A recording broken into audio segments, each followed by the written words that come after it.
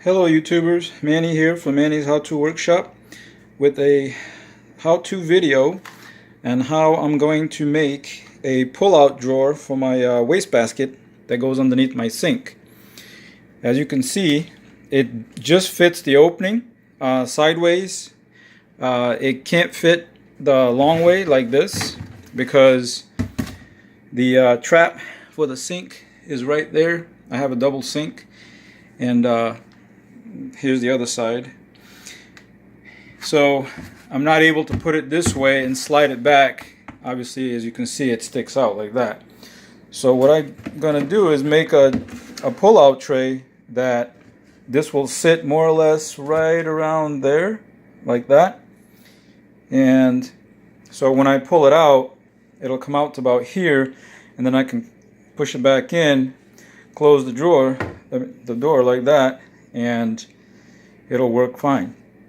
And the reason why I'm making this is because I have an old drawer slides or guides that I'm going to use, and that's what I'm going to put in here. What I did already is I pre-drilled my mounting holes for the frame that's going to hold the guides. I'm going to take you outside to my garage and show you the pieces that I've already put together. It's not assembled yet. This is the first part. So once I get it assembled and mounted, I'll show you how it works. So I'm going to take you outside and show you the parts. Okay, so here are the components to the sliding system for my wastebasket. So here's the right side guide, and I already have the screws I'm going to use to mount this to the floor of my cabinet underneath the sink. And these are T25s interior screws. They're 2 inches long, because this is 1.5 inch right here, right there. So it gives me another 1/2 inch of where it goes into the baseboard that's in there. And like I said, I already mounted the guides on the left and right. Here's going to be the top. This is what's going to support the basket at about that height there. There's the base that this is going to mount to via these support boards. And these are basically going to go like that. One there, one here, and one on each out the corner.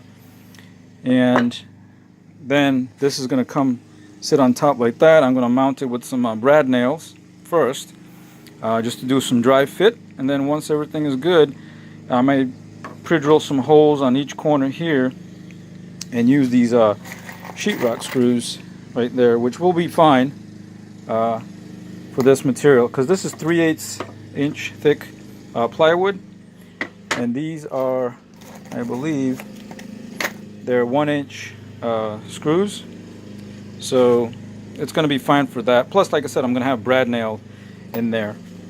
And if I have to, I'm going to throw another added cross support right about maybe halfway up, like that, to help keep it more secure. And then later on, if it's still wiggly, I might even come back and put some gussets on the corners. But here are the parts right there. So I'm going to go ahead and assemble it, and then take these inside, mount them, and then put that in there and see how it fits. So I'll be on the next step. Okay guys, so I brought the support boards here inside. I mounted those on the right side and the left side, and then I brought the carriage, or the drawer if you will, and put that in there as well as a dry fit. And as you can see, it comes in and out with no issues. It doesn't touch the side over here. I think I have about a little over 1/16 of an inch, almost 1/8 of an inch here. Here I have plenty, but I had to make sure that I cleared the hinge. So in other words, when I put the basket on there, which it's going to be somewhat like that, I'd have plenty of space. So basically, as you can see, I can go to the right more, and this is without having the other part that actually secures it in there. So that once it's there, I can just grab this and pull it and open and close. But for right now, like I said, I got plenty of space over there, and I have plenty of space over here, as you can see. So basically, it's gonna go like that. And you can see that the edge of this also ends right there, flush with, you know, the support, which is like right there.